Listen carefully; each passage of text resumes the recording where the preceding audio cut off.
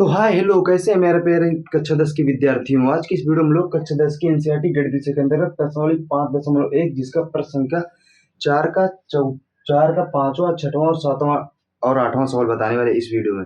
पिछली वीडियो में हमने 4 नंबर के 4 सवालों को देखा। इस वीडियो में हम लोग 4 नंबर के 5वें 6वें और 7वें सवाल को बिल्कुल बेसिक तरीके से आपको समझाने वाले हैं। तो हमारा चौथे नंबर का सवाल कह रहा है कि निम्नलिखित में से कौन एपी है। यदि कोई एपी है तो इसका सारांतर तथा इसके 3 और पद ज्ञात कीजिए। तो हमको बताना है कि ये एपी है कि नहीं। तो एपी है कि नहीं है, इसको बताने के लिए सबसे पहले हमको कैसे पता करेंगे एपी है कि नहीं। तो दो क्रमागत पदों के बीच का अंतर यदि बराबर आता है तो हमारा एपी होता है। जैसे देखो, पहला पद क्या होता है A1, दूसरा क्या होता है A2, तीसरा क्या होता है A3, चौथा क्या होता है A4। तो दो क्रमागत पदों के बीच का अंतर। जैसे देखो, D बराबर क्या होता है, सारांतर बराबर A2 माइनस A1। यह बाद वाले पद में उसके पहले वाला पद घटा देंगे तो हमारा सारांतर का मान आ जाता है। चाहे A3 माइनस A2 कर लो, चाहे A2 माइनस A1 कर लो, चाहे A4 माइनस A3 कर लो, उसके बाद वाले पद में उसके पहले वाला पद घटाने से सार्वंतर का मान आता है। अब एपी है कि नहीं, इसका पता लगाने के लिए हमको दो क्रमागत पदों के बीच का अंतर निकालना पड़ेगा।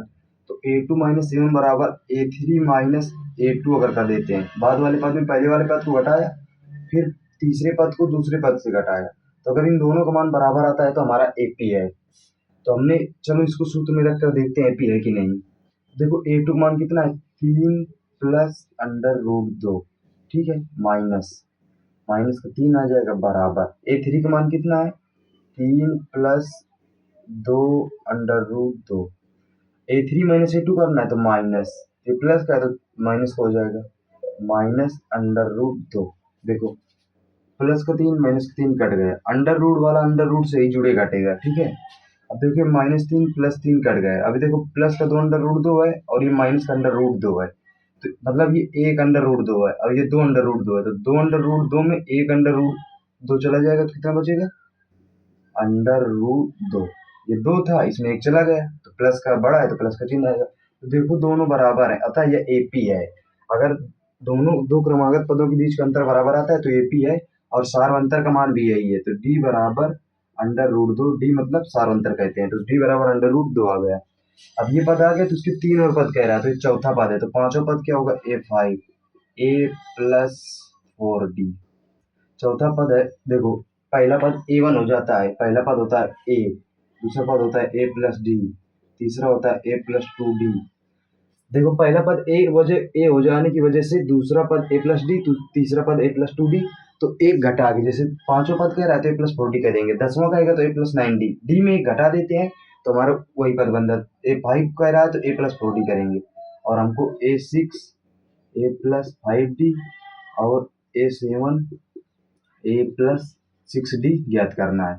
तो आइए इसी सूत्र में रखकर देखते हैं। तो A का मान हमारा पहला होता है A1 या A, तो A का मान कितना है, 3, तो 3 प्लस 4 बूढ़े अंडर रूट 2। D का मान कितना है, अंडर रूट 2, तो कितना हो जाएगा, 3 प्लस 4 अंडर रूट 2, क्योंकि अंडर रूट के अंदर अंडर रूट का गुणा होता है। तो ये पांचवा पद हमारा हो गया ये।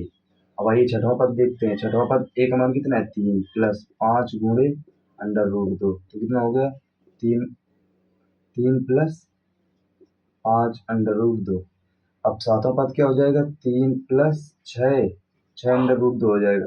तो हमारे 3 जो और पद लिखना था तो हमको लिखना पड़ेगा कि 4 under root 2, 5 under root 2, 6 under root 2।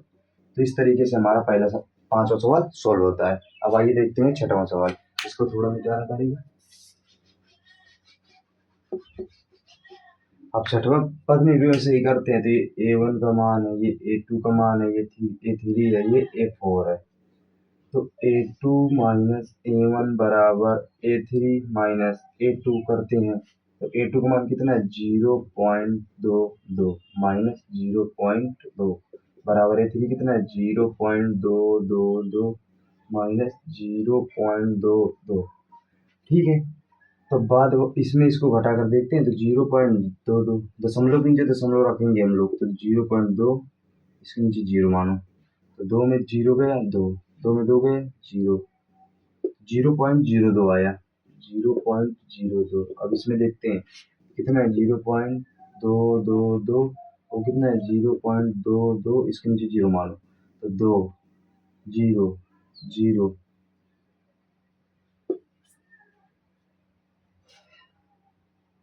ये तो 2 आएगा 2 में जीरो गए जीरो तो इसका मान आया 0.002 ये तो गड़बड़ बात हो गई 0.002 आया इसमें आया 0.02 इसमें आया 0.002 तो जब दो क्रमागत पदों के बीच का अंतर बराबर नहीं है तो अतः यह एपी नहीं है अतः यह एपी नहीं है क्योंकि देखो इसमें 2 जीरो के बाद 2 है इसमें 1 जीरो के बाद 2 है तो एपी बनेगा ही नहीं।